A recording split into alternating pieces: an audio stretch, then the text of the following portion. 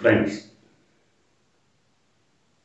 Telugu Desam party జాతీయ కార్యదర్శిగా చెప్పుకుంటున్న చిట్టినాయుడు ఎలియాస్ లోకేశం ఆచూకీ కోసం ఆంధ్రప్రదేశ్ ప్రజలందరూ కూడా పలు విధాల ఎదురు చూస్తున్నారు. కారణం, గత 20-25 రోజులుగా ఆయన ఆచూకీ తెలియకపోవటమే కారణం. అయితే తాజాగా వస్తున్నటువంటి వార్తలు, వాటి వల్ల ప్రజల్లో కలుగుతున్నటువంటి అనేక రకాల అపోహలు ఇవన్నీ చూస్తే లోకేశం అమెరికాలో పట్టుబడ్డాడని, అరెస్ట్ అయినాడని చెప్తున్నారు.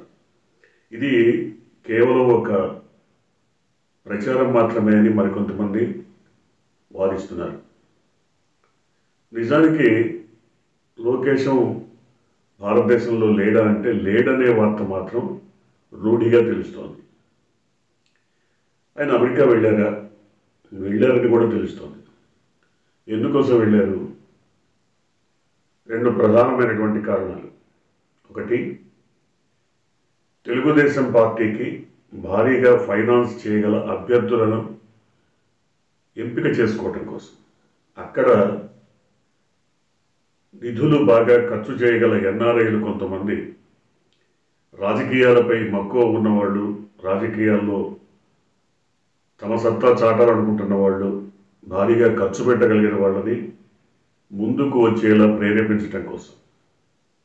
ఇక రెండో అంశం, రానున్న ఎన్నికల్లో ఖర్చు చేయటం కోసం, నిధుల సమీకరణ కోసం లోకేశం అక్కడికి వెళ్ళాడు.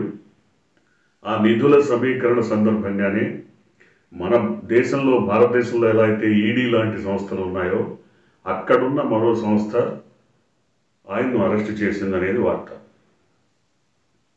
ఇక్కడ అరెస్ట్ అయినాడా లేదా అన్నది పక్కన పెడితే, ఆయన కొంతకాలం అజ్ఞాతంలో ఉన్నాడన్నమాట వాస్తవం. తండ్రి జైల్లో ఉన్నప్పుడు దాదాపు ఒక 40 రోజుల పాటు ఆయన అజ్ఞాతంలోకి వెళ్ళిపోయి ఢిల్లీలో ఉన్నాడు. రకరకాల వ్యక్తులను, శక్తులను, వ్యవస్థలను మేనేజ్ చేయటం కోసం తన వంతు కృషి చేశాడు అన్నది ఆయన చెప్పుకున్నదే, మనం చెప్పింది కాదు. ఇప్పుడు కూడా అదే రకంగా అజ్ఞాతంలోకి వెళ్ళిపోయాడు. మరి అమెరికాలో ఉన్నాడని చెప్తున్నారు. అమెరికాలో ఏం చేస్తున్నాడు? ఈ 2 కార్యక్రమాల కోసం నిరంతర కృషి చేస్తున్నాడు. అయితే అరెస్ట్ అయినాడా లేదా అన్నది స్పష్టమైనటువంటి నిజాలతో తెలిసినటువంటి విషయం కాదు. కాబట్టి చాలామంది అరెస్ట్ అయితే అయి ఉండొచ్చు, లేకపోతే కాకపోయి ఉండొచ్చు అనే భావనలోనే ఉన్నారు. కానీ చంద్రబాబు నాయుడు లేదా ఆయన కుటుంబ సభ్యులు, వాళ్ళ వివరాలు ఆచూకీ, వాళ్ళకి సంబంధించిన సమాచారం బయటికి తెలుస్తున్నా లోకేష్ ఇంతగా రహస్యంగా, ఇంత అజ్ఞాతంలోకి వెళ్ళిపోయి ఈ కార్యక్రమాలు చేయాల్సినటువంటి అవసరం ఏమొచ్చింది? ఎందుకనంటే అమరావతి ప్రాంతంలో చాలామంది ఎన్ఆర్ఐలు చంద్రబాబు మాట విని, లోకేశం మాట విని భూములు కొన్నారు. వారందరికీ కేవలం ఒక రిసిప్ట్ కాగితం మీద ఈయనంత ఇచ్చాడు, దానికి ఇంత భూమి వస్తుందని రాసిచ్చారే తప్ప రిజిస్ట్రేషన్ లేవు. బినామీలుగా ఇక్కడ చాలామంది ఉన్నారు, కానీ రిజిస్ట్రేషన్స్ కాలే. అందువల్ల ఆ రిజిస్ట్రేషన్ కాకుండానే రేట్లు పడిపోయి అమరావతిని ఎవడు చూసేవాడు కూడా లేడనే పరిస్థితి వచ్చినప్పుడు ఎన్ఆర్ఐ భారతీయులు, నాన్ రెసిడెంట్ ఇండియన్స్ ఎవరైతే ఉన్నారో అమెరికా నుంచి కానీ, ఆస్ట్రేలియా నుంచి కానీ, ఇతర దేశాల నుంచి కానీ, వాళ్ళందరూ వాళ్ళ కుటుంబ సభ్యులతో వచ్చి చంద్రబాబుతో ప్రేరేపితమైనటువంటి ఒక ఉద్యమానికి ఊపిరిపోసారే కానీ ఆ భూములు వాళ్ళకి చేజిక్కలేదు. అందువల్ల వాళ్ళందరి ఒత్తిడి పెరిగిపోయింది. దానివల్ల అటువంటి వారందరినీ కలిసి తాము రేపు ఎన్నికల్లో రాబోతున్నామని, సో ఎన్నికల్లో రాగానే మొట్టమొదట అమరావతిని టేకప్ చేస్తామని, అక్కడ ల్యాండ్ని అభివృద్ధి చేసి ఫ్లాట్స్గా ఇస్తారని, తద్వారా అక్కడ భూములు కొన్నటువంటి వాళ్ళ ఆస్తులకు భూములకు రెక్కలు వచ్చి విపరీతమైన లాభాలు వస్తాయని వాళ్ళకి మళ్ళీ నమ్మబలగటం కోసం తన వంతు ప్రయత్నాలు చేస్తూనే నిధుల సమీకరణ కూడా చేస్తున్నాడు లోకేశం అనేది ఒక వార్త. చాలామంది బినామీల పేరుతో ఎన్ఆర్ఐలు భూములు కొనేశారు. అయితే వాళ్ళకి రిజిస్ట్రేషన్స్ పూర్తిగా కాలేదు, వాళ్ళ చేతికి భూమి దక్కలేదు. అందువల్ల ఇప్పుడు వాళ్ళంతా కూడా అయోమయంలో ఉన్నారు. కాబట్టి అటువంటి వాళ్ళ భయాన్ని బాధను దిగమింగుకునేలా చేసేట్టు తన వంతు కార్యక్రమాన్ని లోకేషన్ చేస్తున్నారు.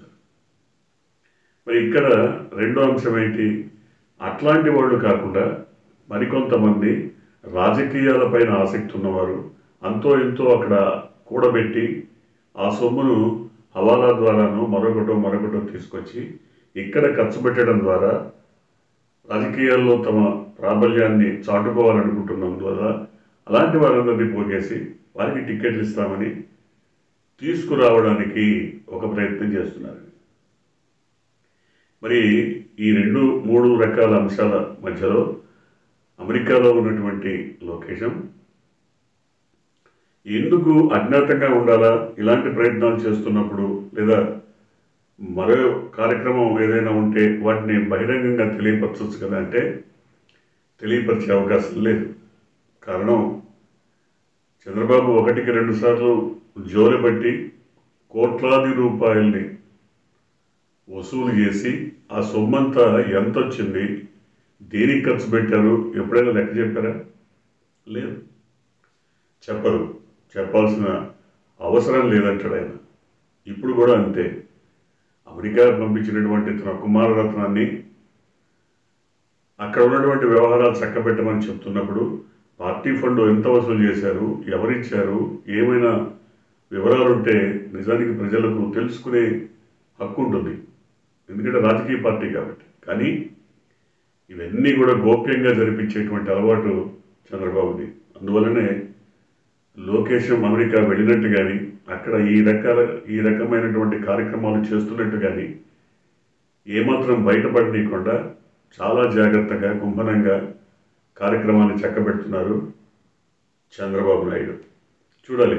ఇప్పటికైతే లోకేశం ఆచూకీ పైన రకరకాల కథనాలు వ్యాప్తి అవుతున్నటువంటి నేపథ్యంలో మనకున్న సమాచారం మేరకు ఈ 3 రకాల కార్యక్రమాలని ఆయన చక్కబెడుతున్నారు అమెరికాలో. త్వరలోనే తిరిగి వస్తారు. రాగానే తెలుగుదేశం పార్టీకి సంబంధించినటువంటి అభ్యర్థుల జాబితా బయటికి వస్తుంది. దీంట్లో కొంతమంది ఎన్ఆర్ఐలు ఉండేటువంటి అవకాశం ఉంది అని స్పష్టంగా తెలుస్తుంది. చూడాలి ఏం జరగబోతుందో.